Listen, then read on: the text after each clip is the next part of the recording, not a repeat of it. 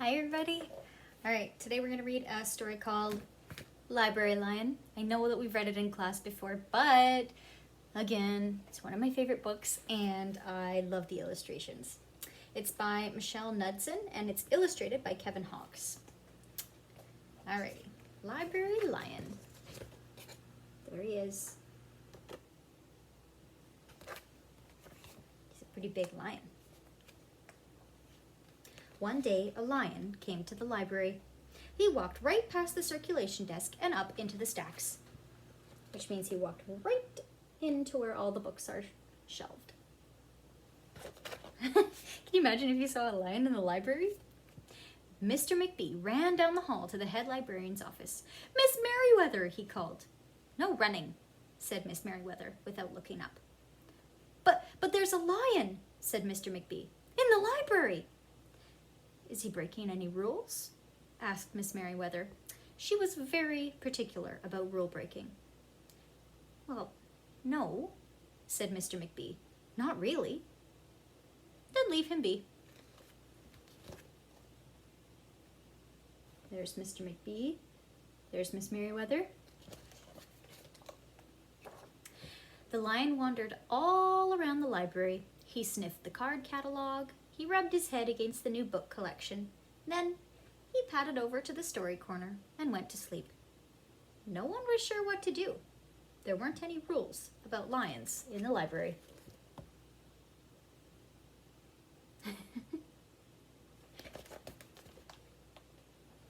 Soon it was time for story hour. There weren't any rules about lions at story hour either. The story lady seemed a little bit nervous. I would be too if there was a lion there. But she read out the first book's title in a good, clear voice. The lion looked up. The story lady kept reading. The lion stayed for the next story and the story after that. He waited for another story, but all the children began to walk away. "Hey, story hour is over," a little girl told him. "It's time to go." The lion looked at the children. He looked at the story lady. He looked at all the closed books. Then he roared very loud. Look at him. My goodness.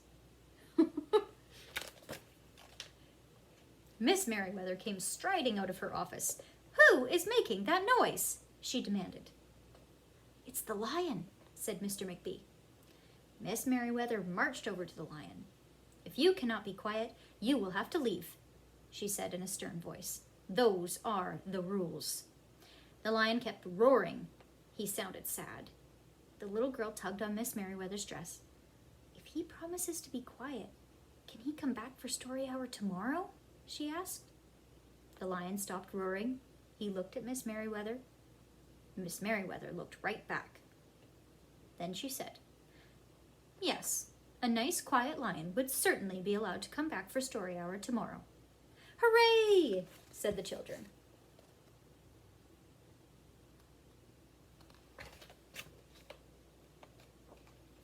The next day, the lion came back. "You're early," said Miss Merriweather. "Story hour is not until 3 o'clock." The lion did not budge. "Very well," said Miss Merriweather. "You might as well make yourself useful." She sent him off to dust the encyclopedias until it was time for story hour. The next day, the lion came early again. This time, Miss Merriweather asked him to lick all the envelopes for the overdue notices.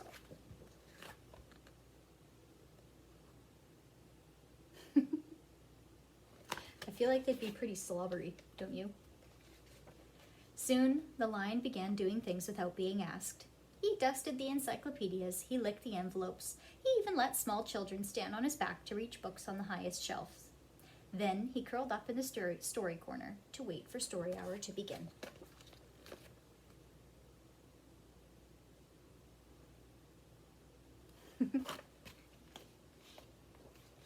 At first, the people in the library were a bit nervous about the lion, but soon they got used to having him around. In fact, he seemed very well suited for the library. His big feet were quiet on the library floor. He made a comfy backrest for the children at story hour, and he never roared in the library anymore. "What a helpful lion," people said. They patted his soft head as he walked by. did we ever get along without him? Mr. McBee scowled when he heard that. They had always gotten along fine before. No lions were needed. Lions, he thought, could not understand rules. They did not belong in the library. What do you think? Do you think lions should belong in the library? He doesn't seem like he's hurting anything. One day, after he had dusted all the encyclopedias and licked all the envelopes and helped all the small children, the lion padded down the hall to Miss Merriweather's office to see what else there was to do. There was still some time left before story hour.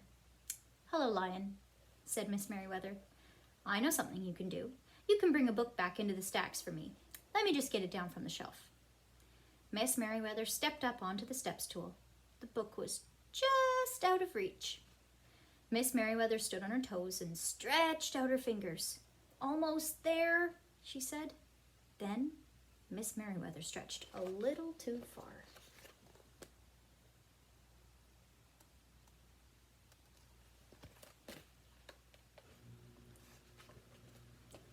"Ouch," said Miss Merriweather softly. She did not get up. "Mr. McBee," she called after a minute. "Mr. McBee." But Mr. McBee was at the circulation desk. He could not hear her calling. "Lion," said Miss Merriweather, "please go and get Mr. McBee." The lion ran down the hall. "No running," Miss Merriweather called after him. He looks really concerned for her, doesn't he? Seems like a good lion. The lion put his big front paws up on the circulation desk and looked straight at Mr. McBee. "Go away, Lion," said Mr. McBee. "I'm busy." The lion whined. He pointed his nose down the hall toward Miss Merriweather's office. Mr. McBee just ignored him. Finally, the lion did the only thing he could think of to do. He looked Mr. McBee right in the eye, then he opened his mouth very wide, and he roared the loudest roar he had ever roared in his life. Oh my goodness.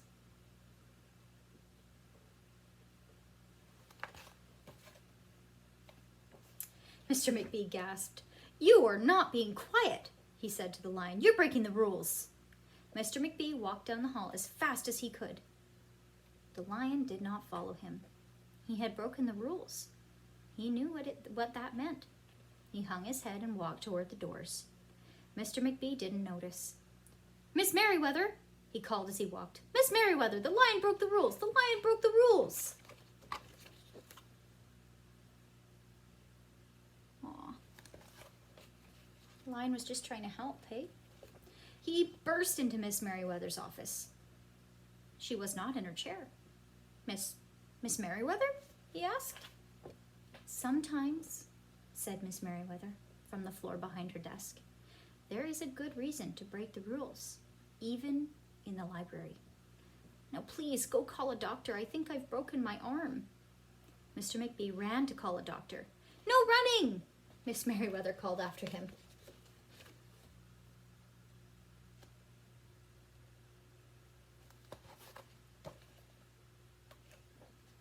The next day, things are back to normal. Almost. Miss Merriweather's left arm was in a cast. The doctor had told her not to work too hard. "I will just have my lion help me," Miss Merriweather thought. But the lion did not come to the library that morning. At 3 o'clock, Miss Merriweather walked over to the story corner. The story lady was just beginning a story for the children. The lion was not there.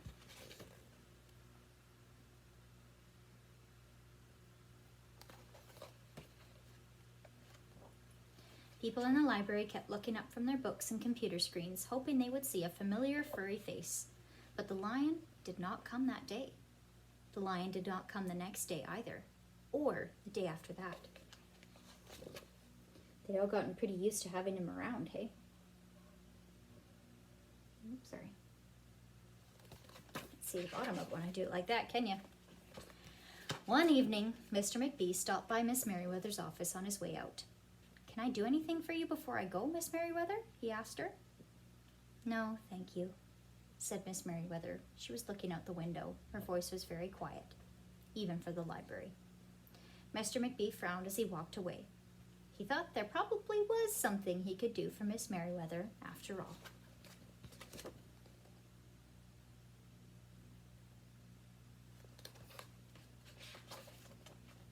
Mr. McBee left the library, but he did not go home.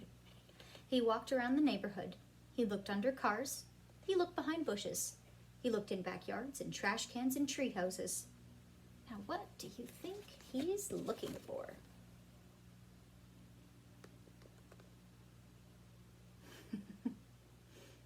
Because if he's looking for the lion, I don't think he's going to find him in a trash can or under a car.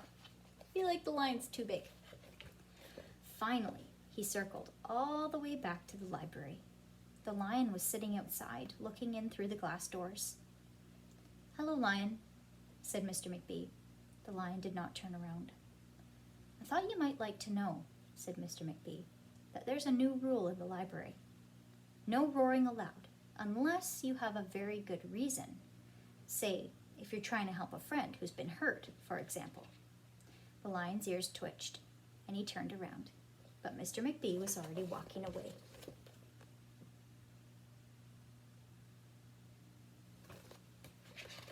I think the lion would feel hopeful after that, don't you think? The next day, Mr. McBee walked down the hall to Miss Merriweather's office. "What is it, Mr. McBee?" asked Miss Merriweather in her new, sad, quiet voice. "I thought you might like to know," said Mr. McBee, "that there's a lion in the library." Miss Merriweather jumped up from her chair and ran down the hall. Mr. McBee smiled. "No running!" he called after her. Miss Merriweather didn't listen.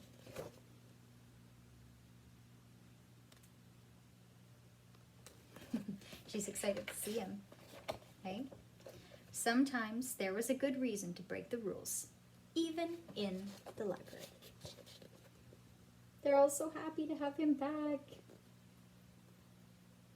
Oh, the lion looks so happy to be there too, hey? All right, so that is Library Lion. And thank you for listening, and I'll see you later. Bye.